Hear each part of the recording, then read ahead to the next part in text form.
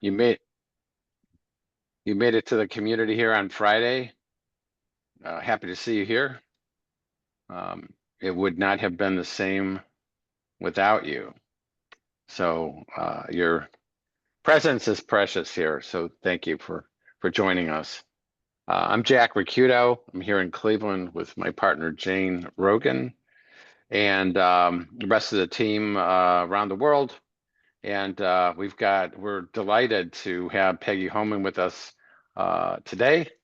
And we're going to get started that in the top of the hour as usual. And as usual, we're going to have a small time of a connecting question, because that's always good to start with, just so that we can start bringing our energy into the room. So the connecting question today comes from the idea that even though we could make up narratives about how things stay the same, change always remains the constant. Our bodies and minds and spirits are constantly changing. We won't notice that, by the way, if we live by the fictions of persistence, permanence, and continuity. We'll miss all that, but we'll mindfully notice change when we expect it and when we question our narratives of persistent continuity. So the question today is the question of what is shifting for you? What is shifting for you? You'll be in groups of 3. We'll have 10 minutes. You can speak if you want to. If you want to just think about this, you can say pass so that people know that they can move on and give you some space to think. If you want to speak up, speak up. If you want to be helpful, be curious instead, and just enjoy each other. People people have come here, and right now they're just waiting to meet you. So you'll see an invitation. Tashdid will be giving you an invitation to your small group. We'll be taking about 10 minutes to the top of the hour. And Jack, again, can you reiterate the I'm question for doing those that. who may have popped in a little late? Doing that right now. Thank you. Well, the connecting question is, what's shifting for you? What's shifting for you? All right. See you back in, Tashdid. Yes, we are back. Great. Excellent. Well, good All right. morning, everybody. Welcome to our Friday morning session. So glad to see you all here today. My name is Jane Rogan. I'm zooming in from Cleveland, Ohio, and I'm here with my partner, Jack Ricciuto, and members of the Chow team, who I know you all know and love. Tashdid is here, Paula is here, Jean Versure is here. So welcome to you all. We're obviously all calling in from all over the globe. I see our good friend Gail with her eyelids propped open with matchsticks to make sure she makes it through the night in Brisbane, to not fall asleep on the way. So thanks for being here, everybody. As you may or may not know, we're here today to obviously come together and talk about what it means to make positive change. And many of you are practitioners. Many of you may have other roles in being a change agent. But we are all here together doing this good work and learning how to do it better. With that said, I encourage you to pop your name into the chat. Tell us where you're coming from. If you're new here, let us know you're new. Give us a wave. We'll be going through the chat to welcome everybody a little bit later. And we have superb guests today. We're very excited to have you here. But before we do that, I'm going to turn the microphone over to Jack to welcome our guest. Jack. Thanks, Jane. Yeah, welcome to Friday. Our connecting question this morning was what is shifting for you? And we're delighted to have Peggy Holman. I'm Jack Ricciuto with a member of the Chow team. Chow is the Brussels-based firm that hosts these Friday sessions for people interested and passionate about change. So we're really excited. We got these started in the past couple months. This spring, we've launched the Chow Network and the Chow Work here. So welcome, and I just want to say by way of introduction, so Peggy and I met many years ago, and both as practitioners and people passionate and writers interested in whole system change. And at that time, we were both really getting involved with the whole transformation methodology of open space technology. Harrison Owen invented over 2 martinis, and it's changed millions of lives since in the last 20 to 30 years. And we continue to use those kinds of things. So a little bit about Peggy, and she'll be able to, you'll discover her as we go today here. She is the co-author of the Change Handbook. The Change Handbook is interesting. It gives you over 60 insights into over 60 different change processes. And as many of you know, there's hundreds, but this is really a rich handbook. And also in the category of rich sources and resources, she also has her award-winning book, Engaging Emergence, Turning Upheaval into Opportunity. So again, looking at patterns, principles, and practices for change in times of change. So we want to welcome Peggy. We're delighted to have you. It's great to see you, my friend, and we can get started. Thank you for that introduction, Jack, and for the invitation to be with you. Just so you know, I am from the Seattle area, so it's about 6 in the morning for me, when I am not a morning person. So please forgive me if I stumble a bit, but it is just a treat to see some old friends and new. My purpose with you this morning is to offer up a practice for design, for constructively engaging with disruption. And just, this may be a silly question in this day and age, but just a show of hands, either physical hands or digital hands, of, who has struggled with disruption this year, not quite sure what to do. So I do see a few of you. So I started to make a list of all of the different disruptions that many of us are dealing with, from climate change to the war in Ukraine to what's going on in Israel and the Palestinian territories, and growing authoritarian governments. And oh yeah, we are all still dealing with the ripple effects of the pandemic. And so one of the questions I found myself asking myself is, how do you stay sane and deal with it all? And one of the things that helps me is I always keep in mind a silver lining, that when times are challenging, there's a message that the status quo hasn't been working for enough people for a long time, that the disruptions are getting louder. And the good news in that is it opens the way for new possibilities, which isn't to say that it isn't quite hard, and takes a lot out of us, and can leave wreckage behind. But I think part of what adds to our challenge is, particularly in Western culture, we have been trained to place a high value on certainty. And it comes through in the messages from school. You do well by having the right answers. And dealing with uncertainty and disruption takes an entirely different skill set. And Jane, I think I'd like to ask that you bring up the slide deck. And then you're muted. There we go.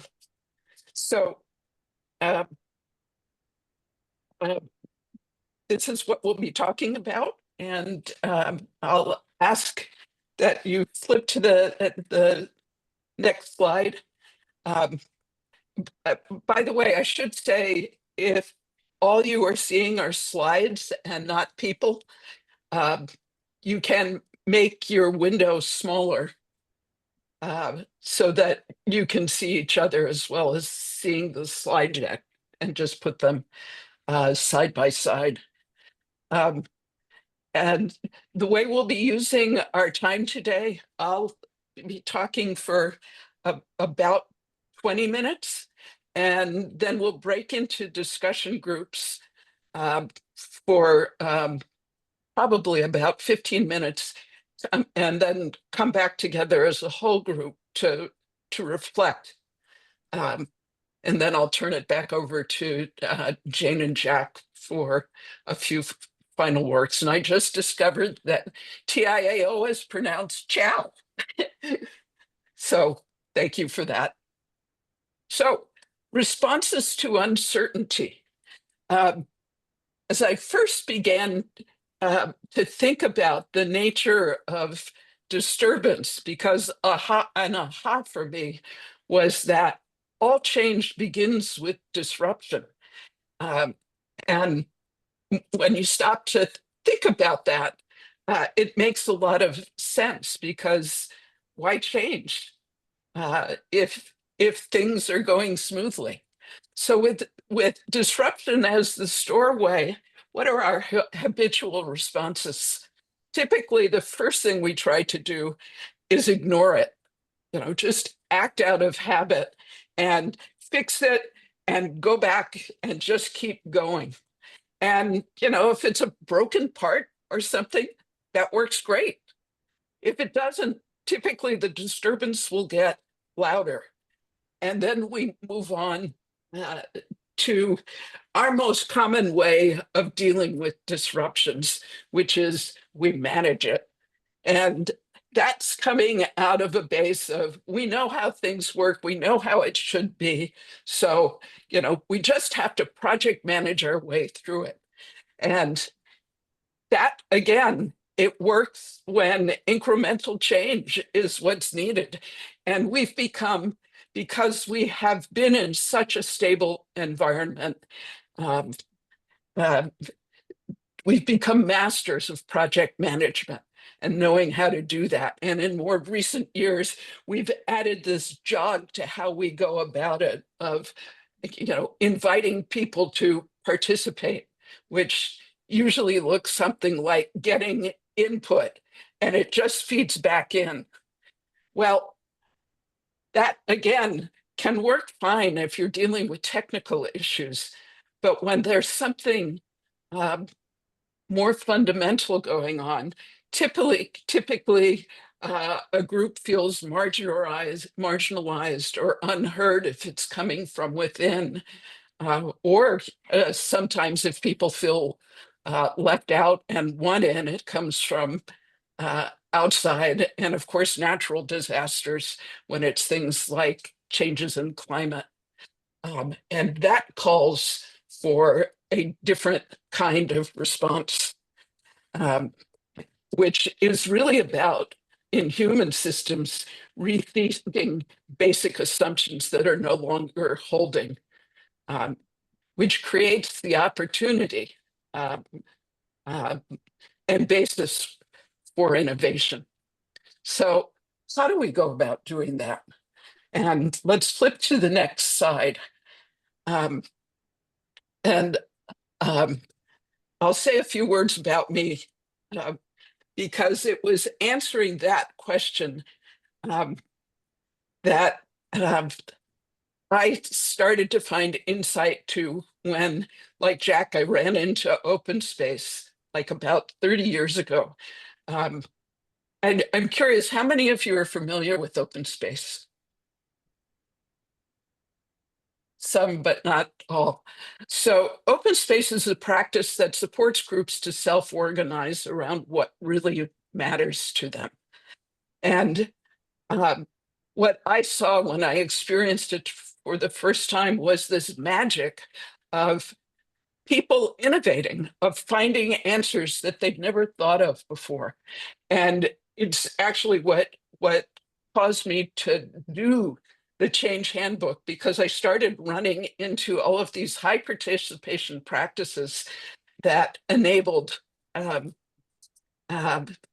people to create their own future, to create what mattered to them, to re-envision their environments. And I went looking for why does it work? And it took me into looking largely at complexity science and chaos theory and network theory. And what I'm going to share with you now is what grabbed me the most, which was the nature of emergence. My simple definition of emergence is order arising out of chaos. And often when we're dealing with disruption, it feels like we're in the midst of chaos. So out of a coherent system, something disrupts it. And hit a key, Jane. So we see more of this slide. And what happens typically in human systems when we face disruption is things start falling apart. And again, it's the assumptions no longer holding, which takes us into a place. I call it differentiation, which isn't what it feels like in the middle of it. It feels like chaos. And what's going on? Lots of experiments, different people connecting with each other, lots of things not working, and lots of the experiments that people try not working, but some begin to. And ultimately, as different things start to work, we start to notice the differences that make a difference. And that then leads us to a place of finding a new set of assumptions. And to give you a simple example about this, it is no coincidence that emergency and emergence have the same root. And what happens when there's an emergency, floods or storms or human-caused emergencies, as we've heard just recently, yet again, a car ramming into a crowd? What happens? Some people flee, others step in, and some of them help the injured. Someone may create, if you're dealing with flooding, a Find My Friend website. Others, I know there are groups that organize to take care of animals that are stranded. Other people find a way to feed or shelter people. And if you step back and look at it, a temporary coherent system forms around emergency. And something I should say is that disruption does not always lead to the emergence of a new system. Sometimes the system just collapses. And so the question that I went seeking was to see if there was a way to increase the likelihood that a novel, more useful human system emerges. And what I found was a pattern that you could rely on to design. So when you don't know what to do, this is a path forward. And next slide, Jane. And what I discovered in when I began to share this, the feedback that I got from psychologists, psychiatrists, was that this works for individuals as well as for organizations or communities. But I find it begins by creating a bubble within the disruption so that you're not feeling so disoriented and lost. And that begins by creating a space that has the qualities of compassion and curiosity in them, compassion for yourself and for others. And I found that there are three elements that go into creating that kind of a space. And they anchor in purpose.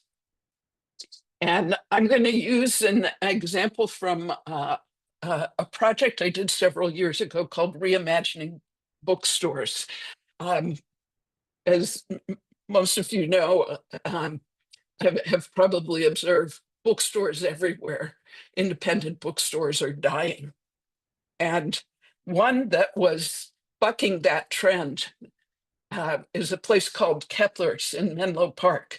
And the CEO of Kepler's reached out to me, a man named Praveen Madan. And because Kepler's has been very successful, and Praveen didn't want to impose his system on other bookstores around the country, but and even around the world. But what he did want to do was create the possibilities for other independent bookstores to find a way to prosperity. And so the question that we came to, we formed, the thing that we came to was that we wanted to use an open space and put out the invitation. And this was still during the pandemic. So we were doing an online open space, which also, of course, allowed people from all over the place to participate with us. The question that we came to as our that defined our purpose was, how can we reimagine bookstores with the subtext of deepening literacy, strengthening communities, and paying living wages to employees? And it comes out of the thing I find about great questions. They do three things. They focus us towards intentions and aspirations. Don't constrain us by goal, by setting hard goals, but they set direction. They also, because they are questions we don't know the answer to, they take other people, and particularly people from other parts of the system. So they're also an invitation and attractor to people who care about that question. So for reimagining bookstores, who did we invite? Well, of course, the whole system. And I draw from another practice called Future Search for how do we define who makes up the system? And they use an acronym. We want the people who are in with authority, resources, expertise, information, and need. And then we talk about what are the demographics to ensure that we're inviting the people from the margins. And for that, I pull from the Maynard Institute for Journalism Education, which talks about fault lines of gender, geography, generation, race, and class. And we look at which of those are relevant and then do the work of inviting, which I find the most challenging work of all. But the more you include the people who make up the system in your planning, those are central. The more you ensure you create a welcoming invitation, which speaks to that third element and of creating a space. Once you welcome and invite people, the heart of it is engaging. And I point to the Change Handbook because there are a myriad of ways that you can engage. What I find is core to all of them is that you've created such a space that people show up as their authentic selves and they connect with others. And in that interaction, because you've brought the diversity of the system together in a way that people begin to see themselves and act as a system, they do begin to experiment and exchange ideas as we did at Reimagining Bookstores. People met, new connections were formed, multiple projects came out of it. And let's shift to the last element of this, which is the seeking meaning. So as we engage, I encourage people to listen for what they're noticing, what moves them. And I always end a gathering, as we will do this one, by inviting people to notice what is emerging for them. You know, what, as Jack said with his opening question, what is shifting? Often in the form of a generative image, which people tend to coalesce around.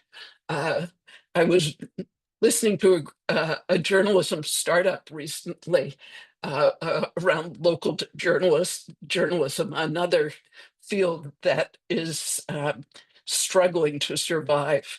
And they came up with the phrase, tell stories that unite, as a major shift in the way we do journalism. That's a kind of a generative image. It's meaningful, it's attractive, it's important, it's novel, and it has enough ambiguity that it's got room for creation. Out of our bookstore example, centering community, I think, was a major aha. It's what led to the press at Kepler's, and it was something that any bookstore could do. And of course, at some point, after a new set of assumptions arises that brings us to stability, something will disrupt it, and we are off to the races again. So I'm going to stop here. I have talked more than enough, and I want to turn it over to you. We'll be breaking into groups of I think three or four people, and I'll offer up a question for your group, and we'll take about 15 minutes.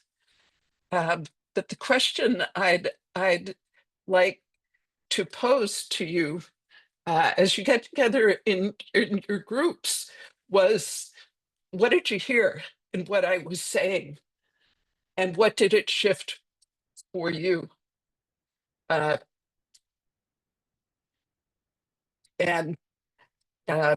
so I offer that, and of course you're welcome to talk about whatever you choose to, but you know, what moved you, what excited you, and what's shifting in you from what you heard. And again, we'll take about 15 minutes and then come back and talk together. So there is the question in the chat. And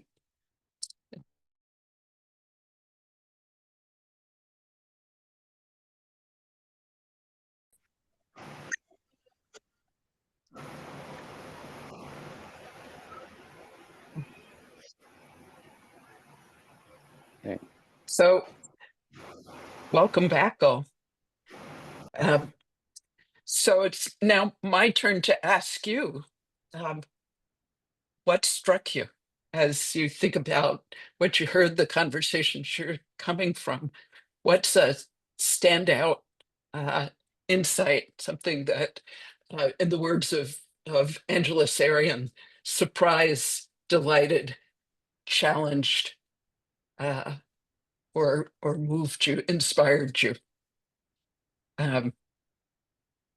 And the way we'll do this, we're a small enough group that I think we'll try and manage it. So if you are moved to speak, well, I see someone has raised his hand, so we'll start with Jazz.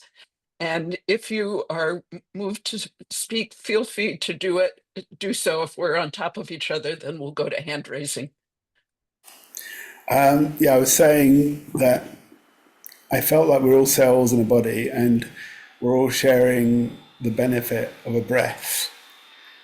And it's what's bringing us to life. But I finished by saying that it's a way for connecting into a common spirit, because the words exploration, respiration, inspiration, they all have the word spirit in them. That we're literally taking in the spirit and processing it and putting it out.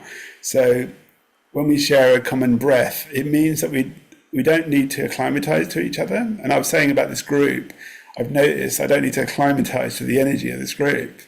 There's no priming required for me to connect into the spirit of this group.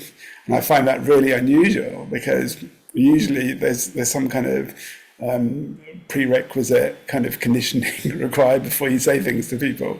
But I've noticed that with this group, that's not the case at all. And I feel like we're all sharing a common breath. And Thank you. that's what's kind of came out for us. Thank you.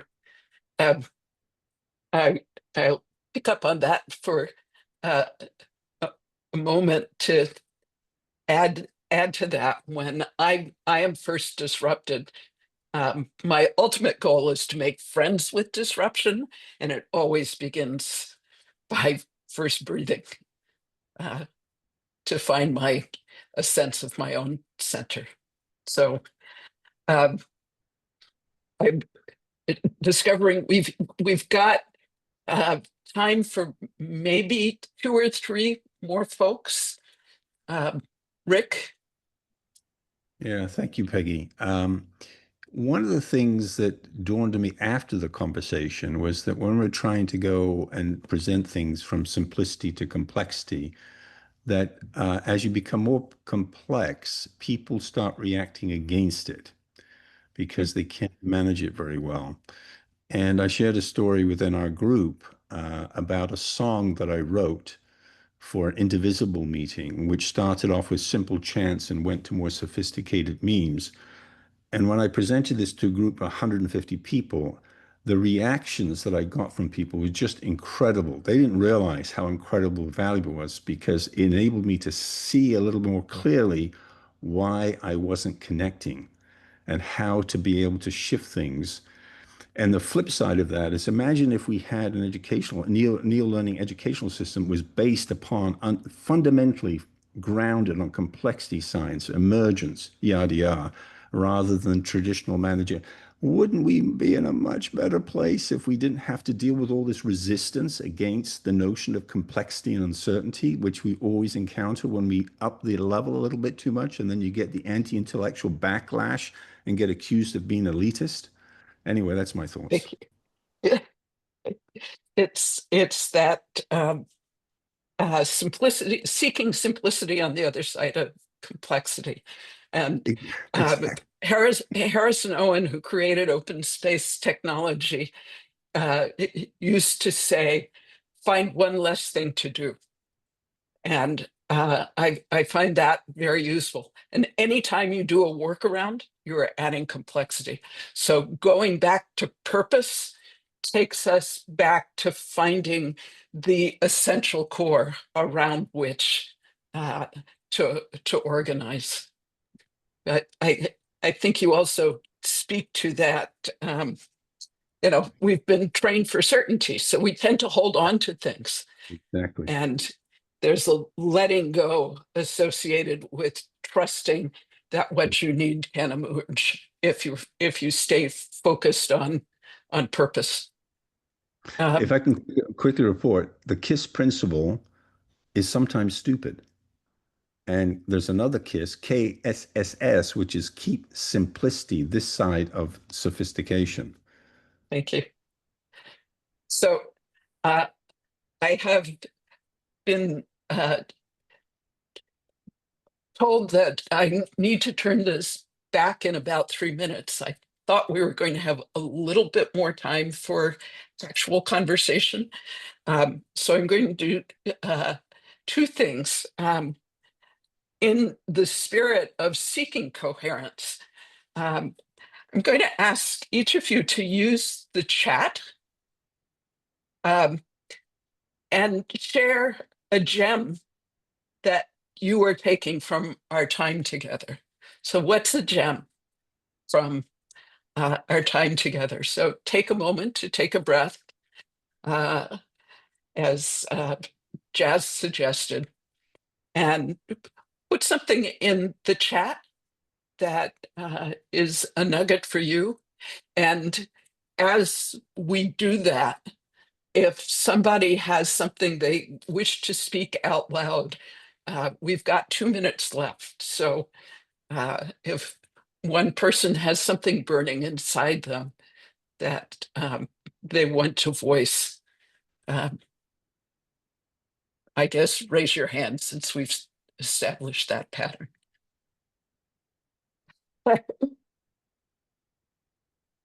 I'm, and in the meantime, I'm reading Camaraderie, Connection. Everything is connected. Notice what's shifting, global community. Learn to value not knowing, not doing, discomfort and uncertainty. Go back to purpose, to it's okay to create a bubble within the larger sea of uncertainty. And the bubble is formed around a quest.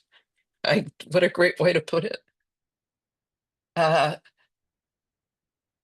I expand a bit on what all these mean to adaptive leadership? I'd say the biggest thing is letting go of control, which is a huge leap of faith, and I think essential to adaptive leadership. And to lead through compassion and curiosity and get really good at asking great questions. And on that note, I'll turn it back to Jane, and thank you very much for being here and being in it. I see polite golf applause happening for you, Peggy, but that we could be raucous and all turn on our microphones and cheer and yell for such a wonderful session. Thank you so much for giving us an insight into the power of emergence and the dance, the necessary dance between simplicity, complexity, but back to simplicity. I think we all know we live in interesting times. Times have never been like this, right? In all ways, technology being perhaps one of the largest ways that takes us away from one another. And Jazz, I really appreciate the sentiment that you brought to your conversation, which is that there's no pretense here. Come as you are, say what you have to say, right? What a great community to be part of. And Peggy, thank you for motivating us and giving us new tools and new insights to be able to go out and feel, I don't know about the rest of you, but I feel renewed and reassured that the work that we're doing matters. And it matters because people can come together with their gifts and work on what matters most to them. And we can just get out of their way and let it happen. Wouldn't that be a great thing to be able to do all over the place? Well, thank you so much. I have the task today of going through what we like to call chow time. And chow time is where we tell you about what's going on with the community. And for those of you who are new to us, chow is TIAO, and it stands for Trust is an Outcome. And that's the business that helps us to run our community. And so I need to share with you my screen here. So as we go through chow time, we ask you to take the next step. And if you have not done so already, you've come to this event today. If you liked what you saw, come back next week. We do these every Friday. Bring a friend, bring a colleague.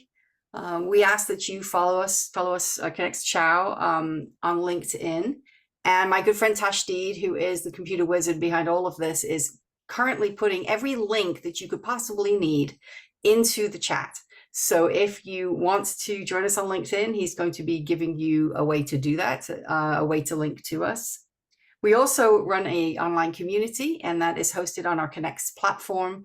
And so we encourage you, if you have not done already, to sign up for the Connects community. The community allows you access to go back in time. So it is a time traveling device. Isn't that wonderful? And it would allow you, if you missed anything from today's session with Peggy, it would allow you to go back and review the presentation that she gave today. And all of our past speakers, their presentations are available there. So it's a fantastic repository of information for folks who want to make change and make positive change. If you have any ideas to improve collaborative approaches in your community, network, and organization, and you want to share those with other people, we encourage you to contact us. And again, Tashdid is putting all of those links into the chat, so feel free to take down the information and details that you need. We have some upcoming courses that we'll be offering. We have a brand new course that Jack and I will be offering called Pathway Conversations. And I don't know, Jack, do you want to say a little bit about that course? Yes. So we have a framework, Pathway Conversations. It's 4 conversations that engage people in moving from uncertainty, chaos, disruption into their own agency and co-creating their future. So it's realistic. We call it realistic planning because it's questioning assumptions and it's question-based rather than assumption-based. So that's coming up. We look forward to seeing you there if you can make it. And our good friend and colleague, Kathy Opp, will be hosting a course on culture change and the important steps that people go through in order to enact and to support culture change on an organizational and also community level. So if you're interested in either of those two, you can find out the information on our website. You can see more information on the website and how to sign up. It's all pretty self-explanatory once you get there.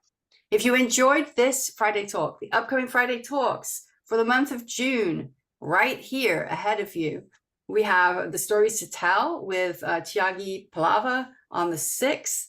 We have June Holly, our expert resident, our expert network weaver, talking about the power of networks. She's coming up on June 13th.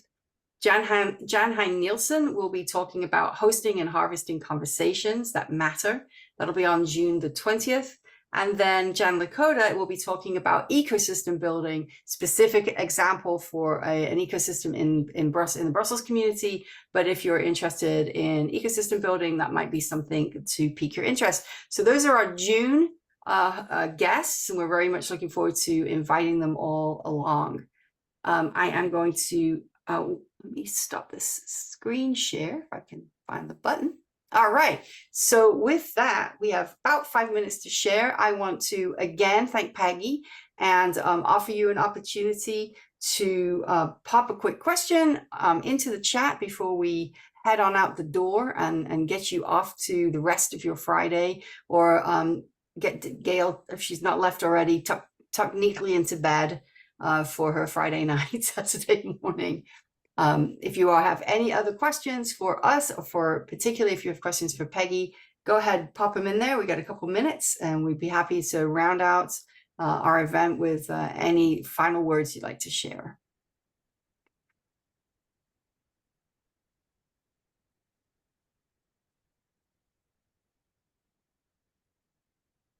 All right. Well, seeing no burning questions, Peggy, thank you once again so much for joining us. We really, really appreciate your time. Look forward to seeing you again soon, I hope. And to the rest of you, wishing you a wonderful, happy weekend. And I hope that you actually get to take some time off and do something fun for yourselves. With that, we'll see you next week. Thanks, everybody. Take good care. Thank you. You. Have a great weekend. you. Goodbye.